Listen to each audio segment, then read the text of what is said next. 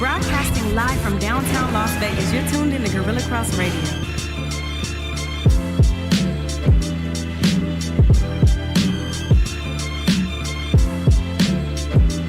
Yo, you tuned in to Gorilla Cross Radio.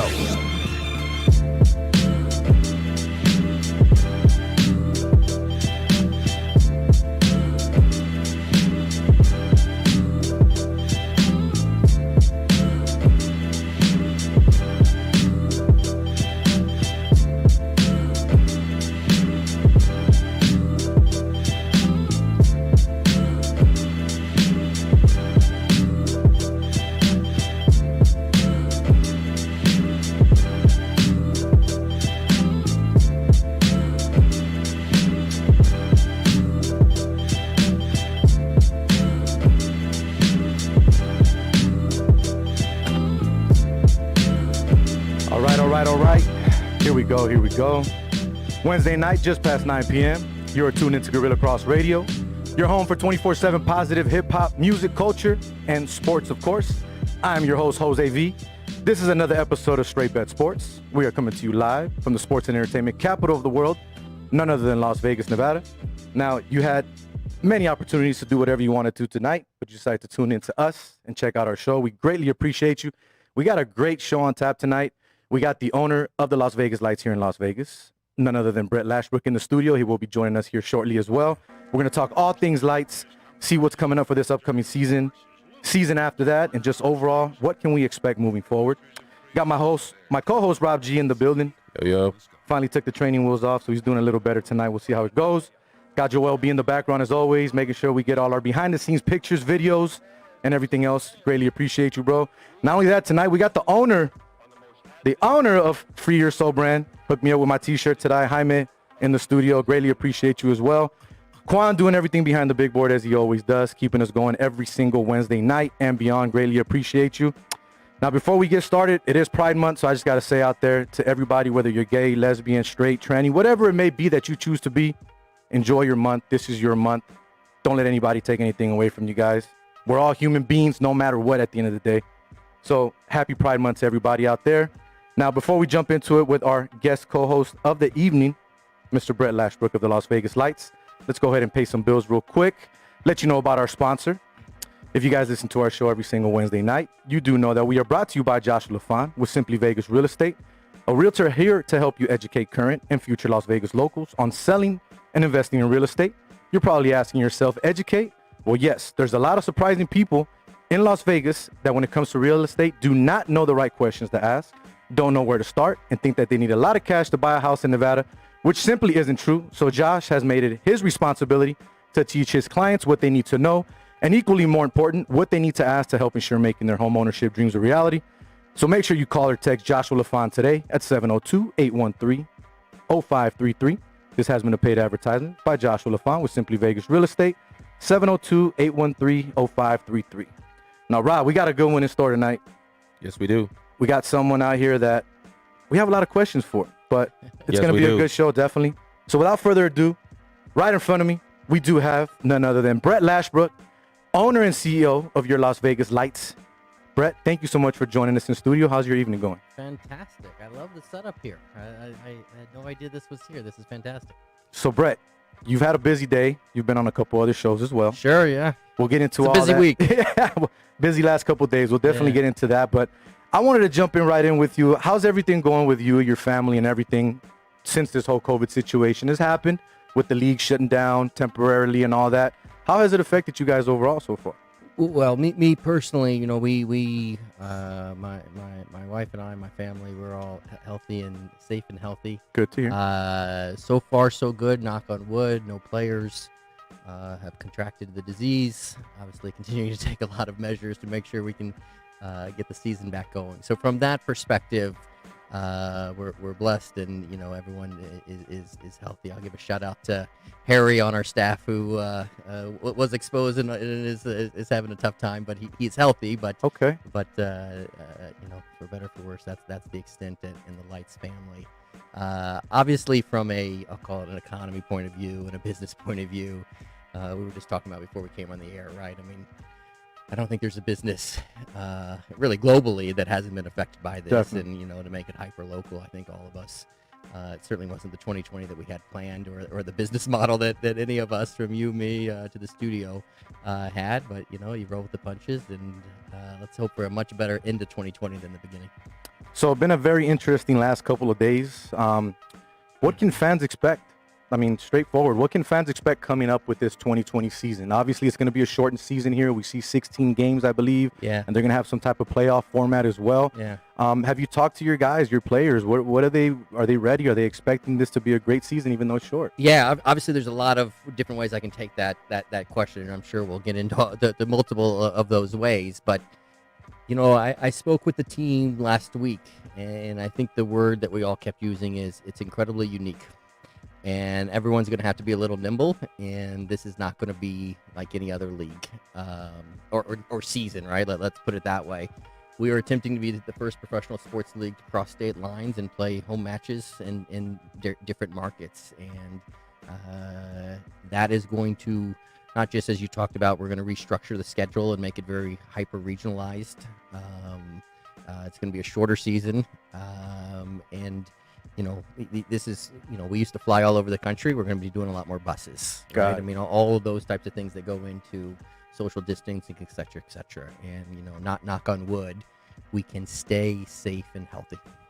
Now, you were just mentioning it to some of the guys outside as well. How is it going to be without fans? Have they told you guys if they're going to allow, whether it's a couple down the road, or how's that going to work as well? I mean, we're at the mercy of Governor Sisolak, right? I mean, it's just as simple as that. I saw his comments earlier tonight. Right, we are still, which makes it a lot more tougher. Yeah, we're still, squarely in phase 2, which is no fans, right? I think the exact terminology is no more than 50 people. Well, once you get two sets of teams and referees and a broadcast crew and a couple staff members to just put on a professional soccer match, right? Let's just say you get to 50 very quickly.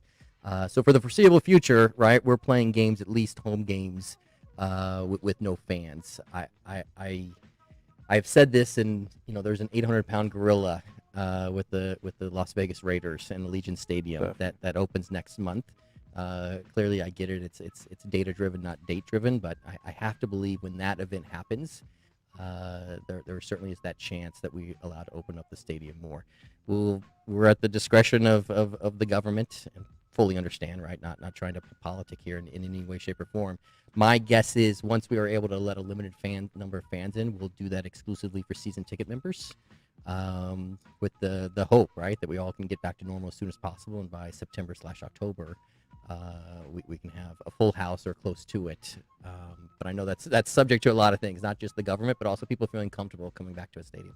So you mentioned the fans and the season ticket holders. Yeah. I've had a few supporters and season ticket holders reach out to me as well. Yeah. A lot of the questions, majority the same question that I'm getting is, what happens if fans aren't allowed back in? Is there a plan in place for these season ticket holders to get refunded and get some of their money Sure. back? So we've reached out to season ticket holders, I'm going to call it 6 weeks ago, right? Don't hold me to that date, when we didn't know if we were going to play or not. And we basically said, we understand the uncertainty. We don't like it either.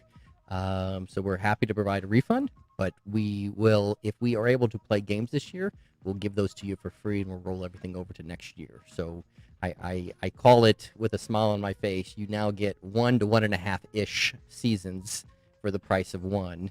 But again, we don't know if we can let fans in the stadium this year. I just have to believe that we will, but again, that may be wishful thinking. But that's how we're handling season ticket holders, and we've said we understand. We fully understand this is a tough time for everyone, so if someone needs to get that refund, we're certainly open to it. So you've always said the Las Vegas Lights are the most interesting team in the world. Yes. You like to do your promotions and your crazy stunts. Well, Sports Illustrated said it, not me. All right. Yes. So we'll quote Sports Illustrated. Yeah. Sports Illustrated said it. Now, we just talked about the fans. Once again, going back to that, if we end up having fans, do you still plan on doing any type of the promotions that you already had in line for this season, maybe switching it up a bit? So the promotional calendar that we came out with in January, February, obviously that's out the window, right? I mean, I think we got to just play this by ear, right, on how we do it, right? This could be an incredibly unique season in that sense. So I can promise you confetti. I don't know if I can promise you every other promotion that we had lined up. So another question, and this did come from a social media person, and I just want to throw that out there to you. Channel 8 has said that the club has already lost hundreds of thousands of dollars by not playing, and that the team will probably lose $1 million if they don't play games with fans at Cashman. With that reported, how can fans believe that the club will be here beyond next year?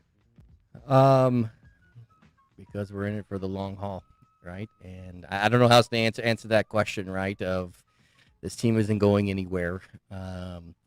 It's funny. I had this conversation with my family the other day, right? There's pros and cons to being an entrepreneur, right? And there are, on the good years, you can't take the good years and not take the bad years, right? And if it was simple and straightforward, and you always knew what the future held, we'd all be a lot richer here in Las Vegas. So, as a league collectively, it was decided to come back, and my view at that point is, listen, that's not our business model, right? The business model is live entertainment on Saturday nights. But in the short term, I'm willing to do it if it's part of the recovery, and we see a roadmap of, okay, Allegiant Stadium's opening, et cetera, et cetera. We think we can start to get fans in there.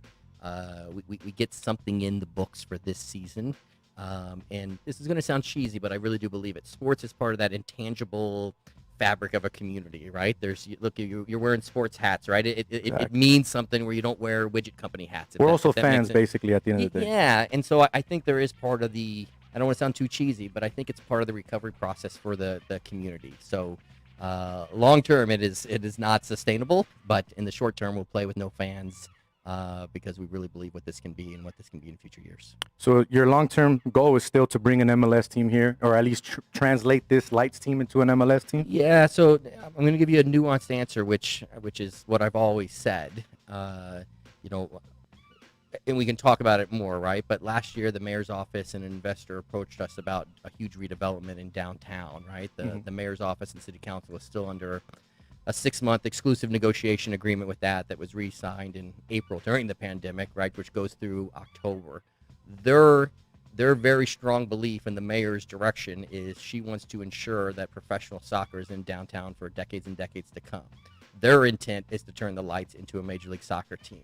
If that was not to happen, I do not want to misrepresent that I or my family have the funds to turn this into a Major League Soccer team. But we will always have pro soccer downtown. So when all this came out last year of is the team being sold or not, I really did mean it then, and I mean it now.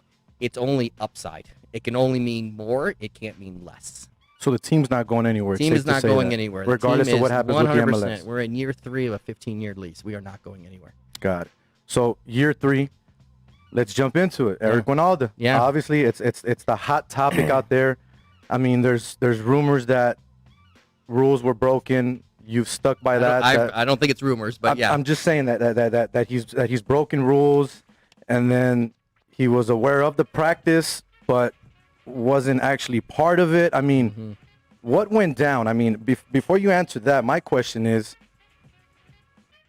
in year 1, you had Chelis, which in the eyes of a lot of people was great because he brought excitement and stuff that the fans wanted to see as a fan. Yeah. Didn't really bring the product on the field that you would want as a coach. Right.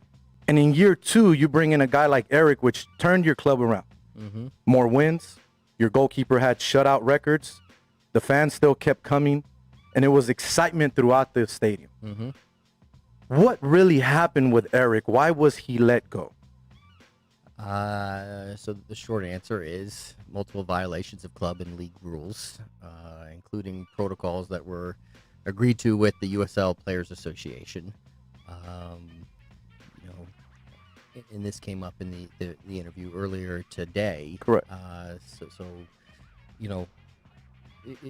There was a clear red line of what was the expectation, not just from the club, but from the league and the Players Association, right, of how this would be handled during a pandemic, right, and what type of medical, people would be there, what type of social distancing, what type of return to play protocols, how many people could be at the field, how, where, and when, who, why, where, what, when, where, how. all of that. And I had spoken with the full team probably 10 days before, and laid it all out. I'll say incredibly clearly. And unfortunately, that wasn't followed. And candidly, when it's one thing to break a rule, it's one thing to break it blatantly, and it's another thing not to own up to it when it happens. So I'm not asking you to name names. Obviously, we're not trying to get anyone in trouble. But how was this brought to your attention? And did you bring this up to the league's attention, or was it brought to you, then you went to the league, or was the league made aware of, and then you were made aware of the There situation? were multiple people that made me aware of the situation, and then when I learned of it, I informed the league, "Hey, this has occurred. We apologize for it. These are the actions that we've taken." And to date, they haven't expressed that they don't want to do anything more than that. So is there an ongoing investigation, or has it already been proven that he's broken league rules? I wouldn't say an investigation per se, right? I mean, my investigation is over. Let me put it that way, right? And then I have turned that over to the league and told them exactly what happened, and that this is the decision I took, right? And I'm sure this will come up, right? I made this decision. I own this decision 100%. This was my decision. So my hope is that we can put it behind us, but of course the league can do what it chooses. But to date, they haven't expressed that they'll do more. So Rob and I were actually talking about it on the way here. We don't know the ins and outs of it. Obviously, Yeah. you're the owner. You know the way it works. Yeah. You know the decisions that you can make. But was it really that bad that you couldn't go to bat for him, or try to make this right and keep him around? So I think what I've said before is, I think there's a lesson there, and I want to preface it by saying, Eric's not a bad person, right? This is, I just want to preface that, right? But sometimes the lie is worse than the act, and sometimes the lie about the lie is worse than the act in the lie, right? I got you. And at a certain point when everyone in the locker room understands that line has been crossed, and there's not an owning up to it, right? That's when it comes on to me, right? As the team owner, team president, the boss, right, of what is and isn't acceptable. And I made it clear that this wasn't acceptable. So I own that decision. I've said this a handful of times, and I know it sounds cliche. I didn't want to do it. I didn't, wake up that day thinking, here it is, right? Right. Came to my attention. I asked a few people, found more information, asked Eric again, kept getting different answers, and realized, okay, we've crossed that line. I want to chime in a little bit. Go for it. What are some of the players have said? I mean, have the players said anything to you about what you're about your decision? Yeah, so I met with them all the next day, and what I would say is, listen, they're all available to come on the show and to speak for themselves, right? I don't think, and this shouldn't be a surprise, there are people in that locker room that are very loyal to Eric, and certainly they express, hey, why did this happen, right? And we again went through what happened, and I think we had a really good conversation, right? I bet we spent 90 minutes with the players, right, talking about why this decision was made, what has happened, how do we go on from here. I would say players had the chance to air their points of view. I was able to air my point of view, and I'll tell you, at the end of that 90 minutes, I felt really good about the group of guys we had in that room. So it's safe to say that some of the players support your decision. I don't want to speak for them, right? I think that would be wrong for me to put words in their mouth. But I would say no one in that locker room doesn't understand why it happened. Okay. So where do we go here? Where do we go moving forward? I mean, I heard you on the show earlier this morning on ESPN. You talked about that you're possibly going to get a firm, that you're thinking about possibly short-term just for this season, and then long-term coming out. I mean, I've heard that you traveled to Santa Barbara or something like that to go talk to someone to try to become a coach. How did those talks go? I mean, do you already have someone written in stone that you already want, or are you still looking out there? So still looking. So yeah, I did engage a third-party firm just to help me.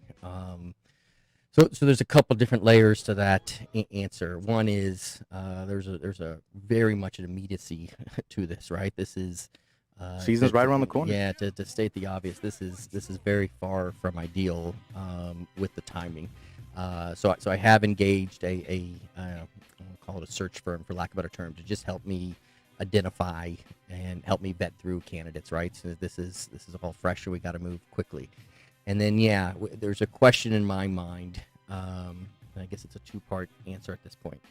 There's an immediate caretaker situation, right? That we need someone to come in here who understands the situation and isn't going to mess up the chemistry, right? It was only one game, but we are in the middle of a season, right? So there's an aspect of this is the team. How do we all rally together, and how do we fix that, right? And that's a very, I'll call it a more short term, right? That's a 4-month issue, and then figuring out, okay, what do we want to do long term, right? And there's a I've said this and I'll say it again, right? It's embarrassing. This is not how I planned the club to go, right? Definitely, that we of would course not. have this many coaches at this point in time. And there's no one else I can blame but myself, right? That at the end of the day, I make the hires. I have to live and die by them. Not to sound too melodramatic, but you know what I mean, Of right? course. And so I am admittedly hesitant to go jump into, I'll call it my third marriage, right? And Yeah. 2.1 seasons, right? That there's an aspect of, Brett, you have got to get this next decision right. You 100% have to get this right. And so what I have expressed to candidates is I'm looking for someone who can come in right now and work with these players that we have, and let's get the best out of this situation that we can. But I want some flexibility to be able next year to make adjustments as I see fit. And what I would say is, I guess we're going on a week now. In that week, in my mind, I've started to adjust the thinking from, oh my God, right? Look at this timing, to, hey, glass is half full. We have the opportunity here to, and I don't want this to come off the wrong way, to further adjust and further tinker to make sure that we are optimizing the soccer side. And that is, I want to be very clear, that is not a passive-aggressive dig in any way, shape, or form, right? That is, every year you operate a business, you learn a little bit more about how to do this. How does this league operate? What type of the profile? How are you spending resources? How are you, versus, I'll call it the bells and whistles versus more into the player budget, et cetera, right? And so I am now coming around to, we do have the opportunity to just further refine that, because, and I'm giving you a really long-winded answer here, right? Hey, but go for it. there is and I'm sure we'll talk about the marketing and all that, but I am to my core, I believe that, the two aspects of this club, once we get both of them operating at full speed and productivity, efficiency, whatever the word is, it's sky's the limit for the Las Vegas Lights. And we've got this great fan base. We have this home field advantage, Definitely. right? Mm-hmm. Talk about the most interesting team, et cetera, right? We have some really good things working on that side, and I say it all the time, right? This is not Reno, Tulsa, or Birmingham, right? This is Las Vegas, right? Mm-hmm. And we are given an advantage just by being that, but we haven't to date gotten the soccer side fully right, and startup, et cetera. But once we get both of those operating right, and we're winning games consistently, and we're doing X, Y, and Z, and we're making the playoffs consistently, and we're going far, we have the ability, when you put that with the rest of the club infrastructure, to do something really, really cool. So it's really unfortunate where we're at, but my mind has shifted in the last couple of days as I'm talking to more and more, different candidates of, okay, how do we take the hands that's dealt to us, and how do we get the soccer side right to match the other sides of the organization, right? Mm-hmm. And really make sure, and when I'm going to say starting in 2021, that we're really getting that going. That doesn't mean we're giving up on 2020 in any way, shape, or form, but this is an incredibly unique next 3 months, right? So it's a long-winded answer, but I don't know if that answered your full question. No worries. Now, the only other thing that I did want to kind of run off here real quick was, it was mentioned in Alan Snell's article in LV Sports Biz when he spoke to Eric, that there was something about a pay cut. I'm not going to go into percentages and all that, but no, let's. So, okay, 70% is what's being said on there. Completely and utterly false. Now, I've heard that it was less than that. My question is, did Eric sign this contract? Yes. And if so, did he sign it before he got fired? Yes. So if he signs a contract that's way less and it shows that he cares about his players, why wouldn't you go to bat for him a little more to try to keep him around? Well, I think there's some nuanced answers to that, right? Just I'll start at the end, because there's bright red lines, and I know there's things you can't answer and can't say.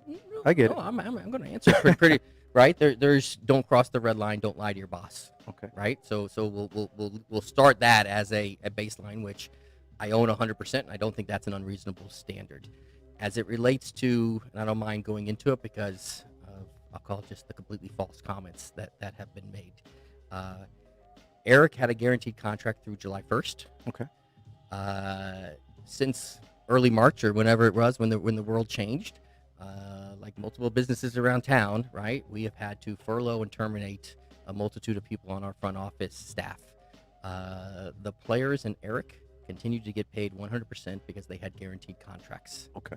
The players will continue to get paid. The players have not missed any paycheck, haven't played in 100 days, but have continued to get paid as if though they're playing every week, because there's a contract and we're going to honor that contract. Okay. Eric had a contract that was guaranteed through July 1st. Earlier this month, I went to Eric and said, hey, listen, we're coming back next month. Your contract's up, right? It goes to at will.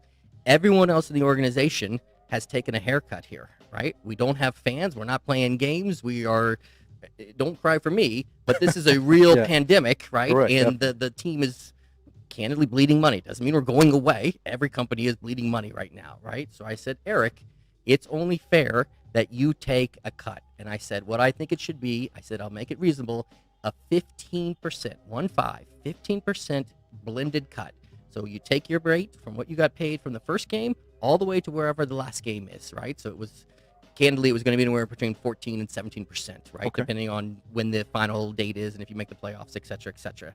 To Eric's credit, he signed that, he accepted that, and he did that. And Eric deserves credit for taking a salary cut in the middle of the pandemic.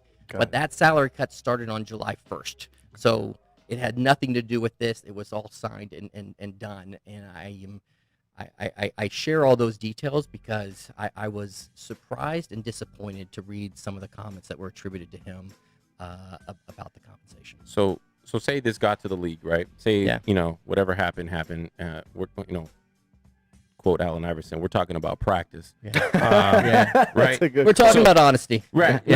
And so it's more of honesty with, your relationship with him. It's also not putting the players at risk, right? There's a reason why the league and the Players Association had agreed on certain protocols and et cetera, et cetera. Okay. And so say the league came back, say you submitted an investigation or you submitted whatever. Right. And then the league came back and said, we recommend this. And it wasn't firing of the coach. Yeah. Like you're still okay with making that decision that you made, even if the league wasn't going to recommend that? You're trying to be ahead of the league and be like, I know they're going to ask to fire him, so let me just go ahead and fire, or let me, because let him go. It's come out so much, and Eric has made comments. I want to answer your question incredibly directly. Okay. I think I said it earlier in the show as well, so I'm going to use the same line. It wasn't the act so much as the lie about the act and the lie about the lie. Okay, but and then again, he's trying to make the team better. At the end of the day, I think he's looking to make the team better. We're talking about practice. We're not talking about some get together. Yeah, so where I would just disagree with, and again, it's a healthy debate, right? No, of course, where I would absolutely. disagree with the connotation that was just practice. It was the practice in the middle of a pandemic where a unionized employee base had agreed upon certain types of minimum standards. And the league had set forth rules as to not only what could happen at those things, but I'll call it player first implementation of a handful of things.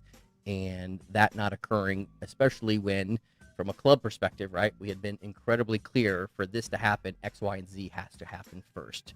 And so I realize we're kind of beating around the bush a little bit, right? But there was a clear red line that was set forth when I met with all the players, I'll call it 10 days ago. Well, it was more than that, right? 10 days before that, so 2-3 weeks ago, of what would happen on these practices. And when I found out that was not happening, that's when I made the decision. Do you think the league would have came back with a recommendation to let him go? I'll go back to, he was let go because of the lie about the act. The act itself, I don't know what the league would have said, right? But there certainly would have been a fine and a penalty of some sort. But I proactively said, this isn't work for me, right? So I own this 100%. The decision on the punishment. Yeah, because you're doing interviews all week, and taking all this, you could be on your couch right now, just waiting for the league to start on July 11th. What they've said is, I forget what they've told us on calls versus what they've said publicly, but on or about July 11th. Okay. Obviously there's right around the corner, man. There's a lot of things coming up and down from different states, but I certainly, let's call it on or about July 11th. Once again, I am Jose V. This is another episode of Straight Bet Sports. We are on the Gorilla Cross Radio Network. Tonight we are joined by none other than Brett Lashbrook, owner and CEO of your Las Vegas Lights here in Las Vegas. Of course, got Rob G in the studio as well. So Brett, what can fans expect for the remainder of this season? Short season. Yeah. What can they expect on the field? It's if the guys rally around this, like I believe they can in the way in our last meeting with them. I think everyone saw a team on that first game at San Diego that we outshot them. I think it was 21-2. Big difference, and got a draw, but I think you talk to anyone neutral, they would say that we outplayed them. That team's still there, right? That team is 100% there, right? It's clearly a unique situation where we're going to play. And it's a team that has a couple of your old players as well. Meaning veteran players. Oh, yeah, San Diego, yeah. You got Parr over there. You have Mendiola was over there. Yeah. Carlos Alvarez, I'm sorry. Yeah. When do you expect to make an announcement about the next coach? So I am in active conversations. When I actually told a candidate right before I walked in here, I would like to make a decision by Friday, Saturday, and definitely no later than Monday, Tuesday. Does it feel rushed? I mean, does it? Yeah, it does. It does, and that's part of when I go back to, do I do something of who's the best candidate for this 4-month sprint season versus who's the best candidate long term, because I don't want to keep, again, embarrassed of how much time we've changed coaches, right? So do I make that conscientious decision of, we're going to have someone who's best for this incredibly unique situation, and then we're going to do a hard reset, and we're going to start again, on quote unquote, on the soccer side, let's call it after the season, right? October, November. So listen, there are coaches out there that say, hey, I'm interested, but I'm not coming for 3 months. I want, an X number of year deal. And I think you used the word perfectly, right? It does feel rushed. And I would say, in a very candid moment, it's me being incredibly, I don't want to say gun shy, right? But there's a lot of self-reflection going on of, what do I need to do to make sure that this team has the best chance of success moving forward? And I would agree that rushing into a quote unquote third marriage may not be the best. Now, there are candidates out there that are a unique profile that maybe it is. So don't read fully into my comments there, but just know I'm looking at both options. Would it be July before or after July 1st? Tell me what today. What's Monday? Good question. Monday. I know days of the week. Monday's 29th. I would hope that it would be this month then. Okay. Yeah. Oh, this month. Yeah. All right. Yeah. So a few days away, basically. Safe to say. I no later than early next week is certainly my 100% intention. Life happens, but that is certainly the goal. So obviously there's a lot going on in the world right now, aside from what's going on with soccer and everything here in Las Vegas, with the Black Lives, the Black Lives Matter movement and racial injustice and all that. Now, something was brought to my attention that I wanted to ask you about. Yeah. There's 35 teams in the USL. Out of those 35, only 34 has voiced their support for the Black Lives Matter movement. Yeah. Not trying to put you on the spot here, but you're the only organization that has not. So I appreciate you bringing that up. I didn't realize that. I had this conversation with Jordan. Jordan Morel, Jordan Morel, who we were talking about. Sorry to be no worries. Too casual with that. We have talked about when we bring the team back of doing something. Okay, right? Nice. Listen, when I hear it like that, right? I think we've missed the boat, right? I'll say that.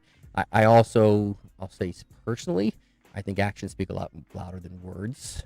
Doesn't mean you don't need both. So I know we have things planned for that first home game, and throughout the season on that. So I would hope that our actions, or maybe the words, right, as you bring that up, that our actions, I'll call it one of, if not the most diverse sports organizations in Las Vegas, that would carry some weight, but we need to address that. So safe to say you want your players to learn and understand the situation. Not necessarily don't say anything, but no. That's what I'm saying. I'm not saying you're saying you don't want them to say nothing, but when the time is right, you guys are going to come out and do it. No, I thought you were asking as far as from an organization. No, just in general. Just I have no issue with players speaking their mind on any type of social, political. I mean, clearly there's some lines that they can't cross, but I don't have any issue, zero issue with players expressing themselves. Okay. Not at all. Perfect. Now, before we got on the show, we were also talking about Devontae Woodson, Greater Youth Sports Association. I had him on the show last week. He's actually watching the show, and he has a question for you, which is funny because it's the same thing we're talking about. Perfect. So he says, Brett, what's up, man? What's your goals for impacting the Las Vegas youth this next year? When you mean this, you mean the 2021 season. So it's funny, Devontae. We were just Jose was showing me your book, and I actually asked for your book, by the way. I actually asked for your contact information. So this is a little weird bromance that's coming on here. So we partnered with Zappos, who obviously does so much for the community. And there's Zappos for Good on donating tickets, and we have made it a conscious effort of how do we do more to, I'll call it, lower socioeconomic youth organizations. Obviously the whole youth soccer market is incredibly important to us. But Devontae, we literally were just talking about you right before we came on the air about the cost of youth soccer and how we need to get more kids playing and more affordable. So I'd love to donate tickets, Devontae, through Zappos for Good. So we'll get in touch offline. There you go, Devontae. And I mean that. We have it on record. Yeah, not to hurt myself, pat myself on the back here, right? I don't mean Devontae like 10 tickets for one game, right? Let's figure out something season long. Nice. Okay. Where we can do something on a regular. Yeah, that's more meaningful. Awesome. Well, Brett, we greatly appreciate your time. I appreciate it, guys. Appreciate you being here. I know it's late, and like Rob said, you've been out all day on different shows for the last couple of days doing things. So I would just add that because I read the comments online, right? I see it. I understand the frustrations of fans and things like that. I understand all that. I know it sounds shallow or hollow or what the word I'm looking for. I feel your pain, right? This was not how it was supposed to go. This was not how it was supposed to end. This is not what we're supposed to be focusing on at the end of June, right? With 3 to 4 weeks before the season starts. But this is the hand we've been dealt. I own the decision 100%. And I understand we talk about action speaking louder than words, right? I am 100% in every fiber of my being. I want to get this right. I want to make Las Vegas Lights on and off the field something incredibly special. And I think we have the fan base and the community and the stadium and the league and everything that goes around that, the staff, the organization, the infrastructure, for us to do something really, really special. And it is incredibly frustrating and disappointing, and just makes you scream in the mirror as to what's happened in the last week and how it's derailed us. But we are going to get this back on. And I understand why fans are frustrated. All I'd say is know that I am every single day trying to figure out how do we make this better. And we are going to get the soccer side right, and we are going to figure out how to continue to grow this team in this sport in Las Vegas. So one last thing, I'm going to put you on the spot. Yeah. When you get the new guy, we're going to have both of you in studio and talk it up, or what? Absolutely, yes. All right, you guys heard it here first. As soon as the new guy gets signed, we'll have him here in studio. I didn't say as soon as, but at some point, after he gets signed and we get a chance, we'll get him in the studio. Well, Brett, definitely appreciate you, man. I appreciate it, guys. Hopefully this isn't the last time. We got to get you in here again. Best of luck for the remaining of the season, and whoever the coach is, man, let's get a good one in here. There you go. Viva Lights. Viva Lights, baby. Right, thank you. He is Brett Lashbrook. This is Straight Bet Sports. I'm your host, Jose V, with Rob G. Quan taking care of us behind the big board as well. Great interview, man. Great stuff there. Yeah, it was good. I give you credit, obviously for having to do all this all week, and then or for however long it's been. I'm sorry, a few days or whatever. But you answered all our questions head on. You didn't run from anything. You took everything, like a champ, like a champ, like a freight train. You told us before we went on air. You asked me anything you want. I own this, and I give you credit for that. Absolutely, for that is everything. You're right. That is one thing that we got to say on air. Before we got on air, you did say, "I own to whatever I say. Ask me whatever you want." Yeah, so we appreciate that, Brett. We appreciate you. Thanks, Have guys. a great night. We'll talk to you soon. All right, Viva Lights. Viva Lights. Brett. All right, man. So that was fun. That was cool. Got a lot of comments on the social media there on the Facebook. Thank you, brother. Good stuff, man. Yeah, that was good. Like I said, I was gonna say it before or after he left. So I give him credit. So we're gonna have Dwayne Colucci come on here shortly, but before we do that, where's Rob, Dwayne? I know where's Dwayne. We gotta talk a little bit of sports and horses here, but what did you take from all of that? Are you excited now? Are you just interested to see who the guy is more than anything? Or are you just excited to see how the season's gonna go? Yeah, I hope it's long term. I mean, it's super tough to find someone that quickly under the timeline that he has set up. So, like you said, third marriage. how long is this marriage going to last, though? Is it only going to last? I don't even know how long the season is. Excuse me, but 3 Couple months. give 3 or months take, is going to last 3 months. Is marriage going to last 3 months, or is it going to be a marriage that lasts 2, 3, 4 years? Whatever it may be. So it's interesting. I do like how he came on though and answered every question. No problem. Didn't try to shy away from anything. And so who do you go after though? I mean, like we talked about it before. You had Chalice, which great show, but not the greatest coach. You have a U.S. soccer legend in Eric Ronaldo that knows what he's doing, and he changed the culture. We saw that. We saw that in year 2. Joel can attest to this too because he went to almost every game with me. You can see the transformation that he did with this team, not only on the field, but off the field with the fans and the fan support as well. How do you replace that? I mean, if you're Brett, who are you looking to go after? Are you going to get someone else with that type of pedigree? Are you getting a new guy, a young guy, an older guy with experience? I mean, who do you go after? That's a tough right. Part. That's super tough. I honestly I wouldn't have anyone to name or anything like that, but it's got to be someone that's going to catch some people's attention, because especially if they're going to try to draw fans back into. He drew fans into the stadium. It wasn't just the team. And it's not like they didn't have fans though, but he drew even more. Of course, he drew fans into the stadium.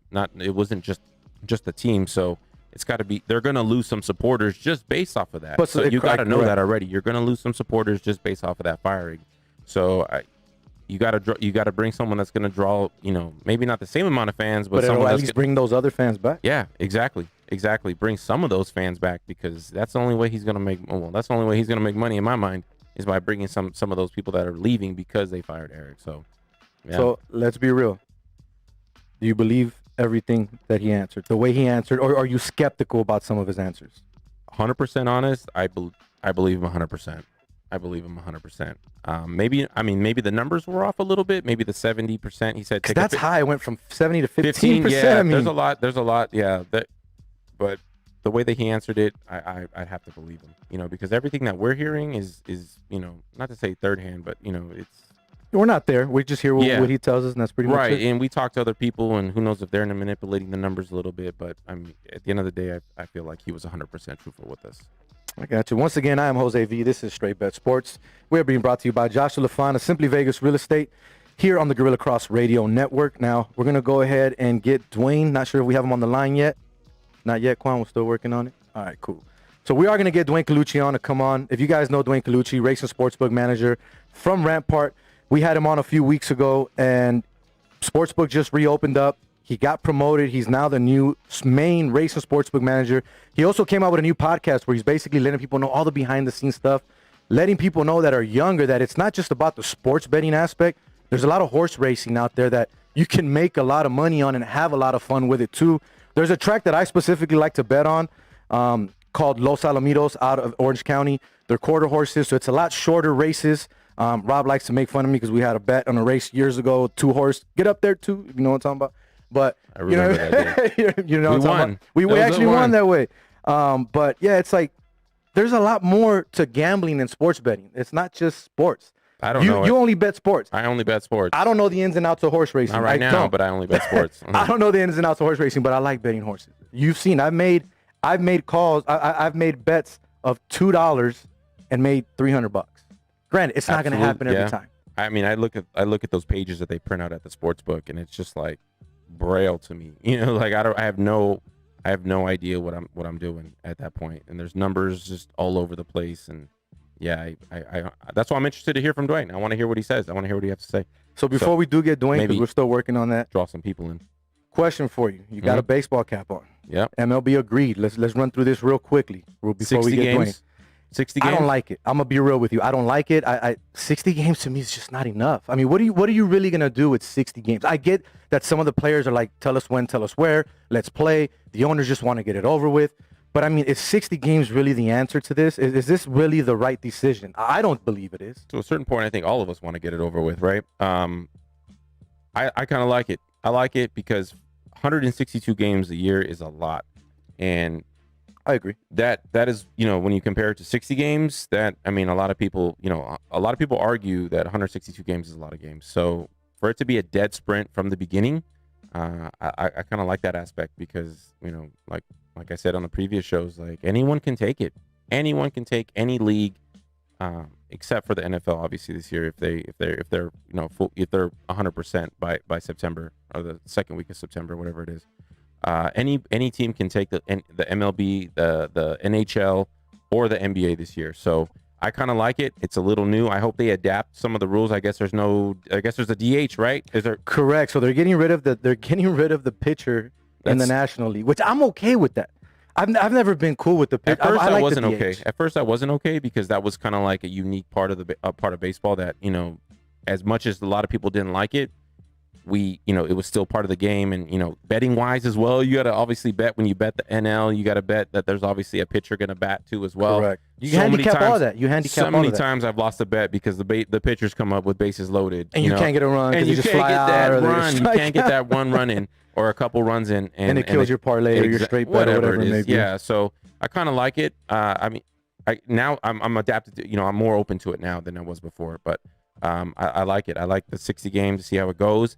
And like everyone said, this is new for all of us, and we're gonna see how it plays out. And you may like it at the end, like you may not like it now, but at the end of the 60 games, and you're gonna see how exciting it is. And every game matters. Like, how awesome is that? Like in baseball, it's like nothing matters until after the All-Star break. Nothing matters until the All-Star break for the most part. Don't get me wrong, but yeah. Now, obviously, you like betting futures more than I do.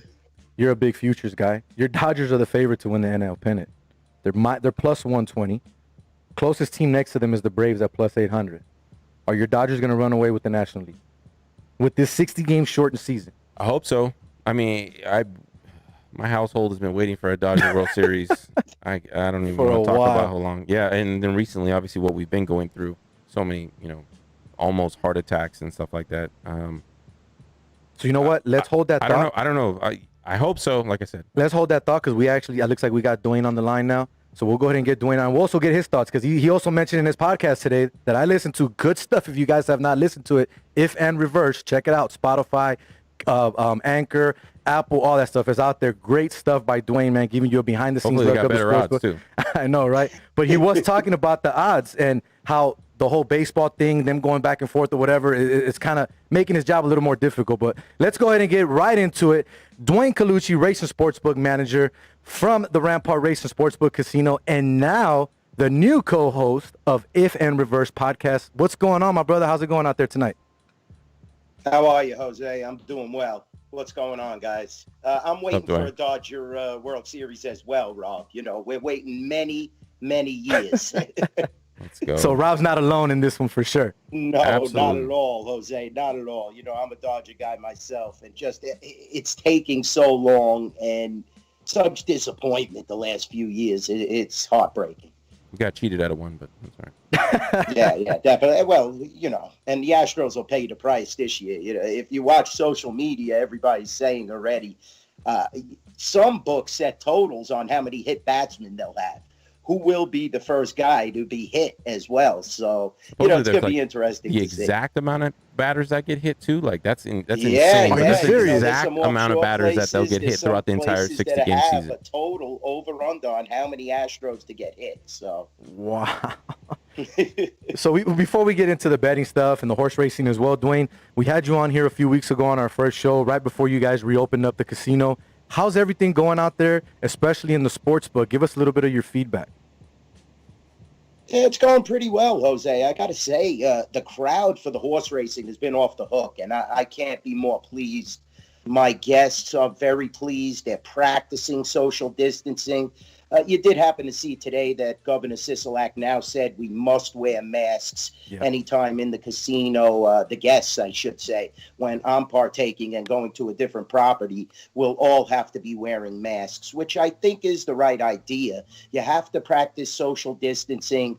I don't want to see another outbreak and a possible shutdown of the properties. So I back Governor Sisolak on this particular situation, Jose. And the crowds have been great. My handle has been off the hook. Despite not having the hotel open, we nearly reached last year's Belmont Stakes. I mean, just within a hair. And that's just a credit because I can only fill the book with half the bodies. I don't have a hotel open right now, but, they're firing away on horse racing. It's great. So I was there the other day. I saw your pops. Your pops obviously never stops with the horse races. He's over here telling me, "Yeah, I hit this pick 3 the other day, and blah blah blah." Your pops is nonstop, man. I love your pops. Your pops is awesome. But I want to talk about your podcast real quick. I know I'm switching gears quick, but I saw that you posted it. I was at work today. It was a bit slow, so I put on the headphones and I started listening. I caught the first 30 minutes of it. I haven't been able to finish all of it. But I just want to say, man, I'm not blowing smoke up your ass, but it's a great podcast. If you guys haven't checked it out, I love how you're in the first episode here, you're getting into how you got into it. You talk about Eric Sinclair, which technically is my old boss from when I worked at Eastside Cannery when we were there as well, and how you guys go back, and how I forgot the guy's name, but the person that brought you into it, and how there's so many other angles. There you go. So many other angles that younger people don't know about because they don't want to bet horse racing because they're so stuck into the whole sports betting aspect. Talk about your podcast a little bit and what you talked about on the first episode and what you got in store moving forward as well. Yeah, thanks, Jose, for plugging it. I appreciate it. What it basically was, the first episode, I'm just giving you an introduction to my background. So you know I'm not playing games, basically. I've grown up around this horse racing, sports, bookmaking, you name it, I've been around it. And, to have such reputable guys bring us into the business, Jose. Eric was a great guy. His father-in-law was Bob Martin, who, if you read certain old school books, they'll tell you that Bob Martin was one of the first guys ever to put the total concept on the board, the over-under. So, when you're learning from history like that, and Sid Diamond, he's run so many different books, going from Circus, Excalibur. He had a hand in Luxor, the old school books. I believe he ran the Delmar race book that was on the strip back in the old days. So, to learn from these guys, and now at South Point, when you had Chris Andrews, you had Vinny Maiulo, Jimmy Vaccaro, it's good to learn from these guys. I tell you the truth. And I just want everybody to get a grasp on my background in the first episode. There's a lot of old school stories. I take it back to my days in Queens and Brooklyn, what I learned there at Aqueduct Racetrack, Belmont, social clubs, card rooms, stuff like that. So, that's the first episode. But moving forward, we're going to hit on the horse racing. We're going to hit on, basically everything. I hope to have you and Rob both on. We're going to have an awesome podcast. It's just going to be from a bookmaker's perspective as well as a gambler's perspective, guys. So we're going to give you that two-way action, and horse racing will be involved, like I said, NFL, NBA, the whole gamut, soccer, what have you. So you're in the whole horse racing, you know it back and forth. You know it more than I do. I like to bet. I know how to bet here and there, but I'm not into the ins and outs of the daily racing form and all that. But you just had the Belmont Stakes here recently. You talked about that, how you guys had it here in Vegas with, in your book. And I know you're in top podcast. You're talking about you're giving out shirts and all that, and it went well. Now, we have the Kentucky Derby come up here, and in the daily racing form, I read about a horse, Cafe Pharaoh, which won the Unicorn Stakes by 5 lengths in the Tokyo race last week. Now, it's also being stated that there's a potential start for him to be in this year's Kentucky Derby, which is adding some international intrigue along with something that's unprecedented in the Derby. Now, do you see that happening? And if so, does he have a chance in this race coming up in September? Well, history kind of plays against it, Jose. I'll be honest with you. A lot of horses have come from Dubai and, other foreign countries, and they have trouble with the big crowd, which, possibly will not be a factor this year. There might not be any crowd at Churchill Downs. So that could help the horse, definitely. They get a little, nervous, it seems like, the foreign animals. They're not used to the surroundings. Everything is more sequestered in Japan.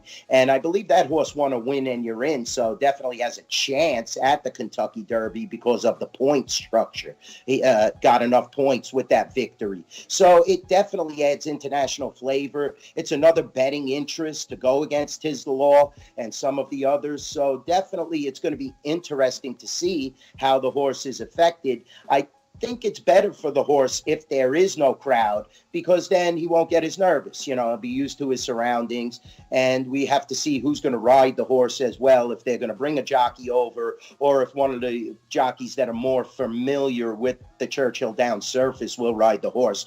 I think that would be the way to go. You get a top name rider who's used to riding in the American ovals and especially Churchill Downs. So I like that it's an international flavor. I think we need a little expansion this year just because of the fact that Bob Baffert's two main guns are basically on the shelf, Nadal and Charlatan. Okay. He has other options, but I don't think they're as good as those two horses. So I like to see added flavor and an international horse. I like it. So moving on into Los Al, which I wanted to talk to you about. Los Al is one of my favorite tracks just because it's the late night track, as I like to see it. I've hit a few long shots. I've hit a few trifectas there. How's the handle been with you guys for Los Al, especially with some of the changes? I know we were talking about the other day. They're not just running quarter horses anymore. They're running a little longer races, like I think 4 furlongs or whatever it may be. How has your handle been with that, especially knowing that they're later races? I think some of the last races go off at like 10 o'clock at night almost. Are you getting any good handles with those type of racetracks right now? Well, we're closing a little earlier, Jose. So, we're getting some good handle. And we just started, basically, I believe it was late last year, I signed the contract for Los Al. Okay. Because we have a more older crowd at the Rampart, and they tend to go home a little earlier. They get the older tracks in we there. hurry some in, right?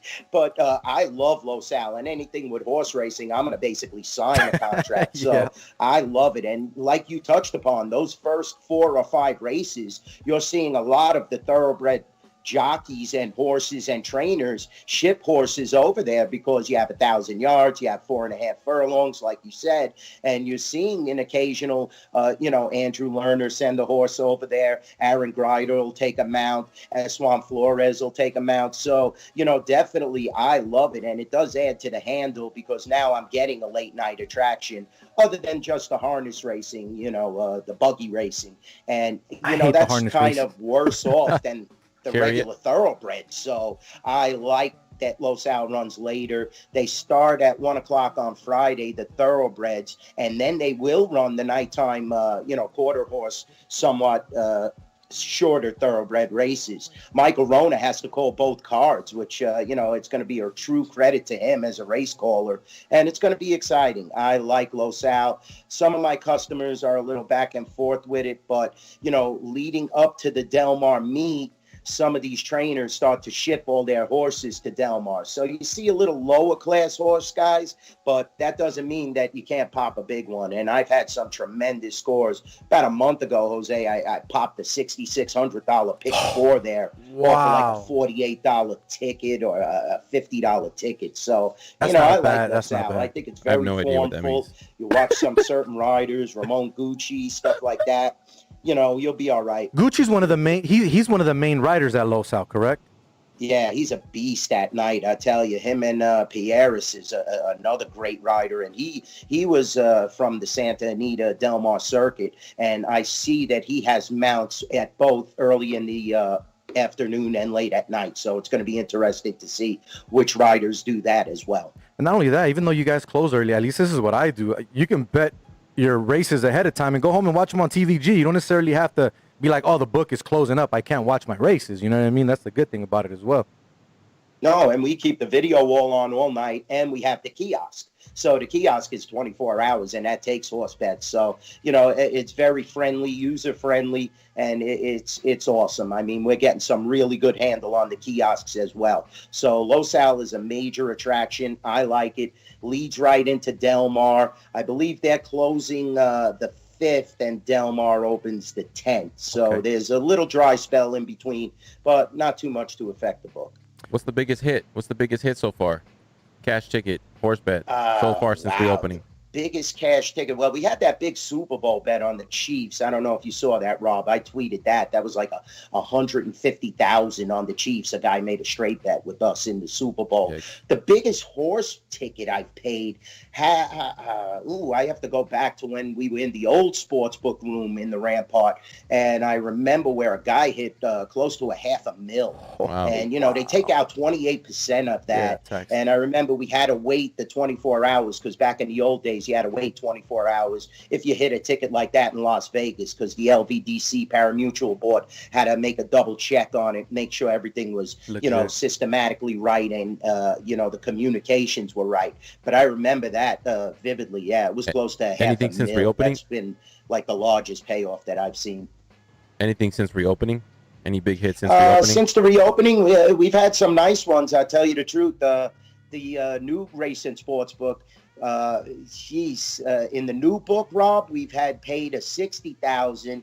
I will say, and I don't want to brag, but my old man, since we opened since COVID, let's hear it. Popped the pick 5 for, it was 9,000. That's what he was telling me the other day. Belmont, right, and then he hit the pick 4 as well, and that paid like 2,500. So dinner's on Pops. Dinner's on Pops. They changed all of the tax laws, and my dad's ticket was so small, they still took out the 28%. Wow. He missed it by $2. If he would have had $32 instead of 30, he gets the whole $9,000. Instead, they took out the 28% because of $2. It was more than 300 times the base wage over the $9,000. Well, Dwayne, we're already out of time here. We got you in right at the last minute. I know it was a quick little interview here, but you know what? I greatly appreciate you coming on with us and giving us all that feedback. We got to have you on more often, man. I told you, I want to talk more horse racing. We got to get that on the show. But right before we let you go, one more time, let everybody know where they can find you and plug your podcast one more time, my man. Yeah, thanks, Jose. If and Reverse, you can find the podcast. It's on Apple Pods, Spotify. It's floating around there, and you could always find all the great information at the, of the Rampart Casino on my Twitter feed at NYBookieDwayne. And the podcast is going to be off the hook. I hope you guys join. And that was a super interview, guys, with the Lights owner. I really learned a lot. Appreciate it. I don't really follow that much because I don't have time, but excellent. You really asked the right questions. And, if and Reverse, I hope I could follow your guys' lead. Excellent new podcast from a bookmaker's perspective, and Twitter at New York Bookie Dwayne, NYBookie DUANE. My guy, Dwayne Colucci. Appreciate you, Dwayne. Have a good night, brother. Thank you guys so much. Anytime. I really appreciate coming on. Yes, sir. All right, so we're at the end now. I know Quan wants to kick us out, so we got to go. No, I'm just kidding. But good show, man. Rob, I really appreciate you because today you came up. You came up big. I ain't going to lie. You stepped up today. I give you props, man. So you got to ask those questions. That's all it is, man. You got to ask those questions. So once again, I am Jose V. This was another episode of Straight Bet Sports brought to you by Joshua LaFana, Simply Vegas Real Estate. We are on the Gorilla Cross Radio Network. Big shout out to Rob G. Quan behind the big board is always taking care of us. My boy Jaime in the studio from Free Your Soul brand. Go ahead and check him out. Remember, 15% off if you use code StraightBet. Joel will be in the background taking pictures. Brett Lashbrook of the Las Vegas Lights came through. We greatly appreciate it. So I'm going to end with this. If someone lies to you, make sure you get your facts straight. Right. Once again, I am Jose V. This is Straight Bet Sports. I'm out. See ya.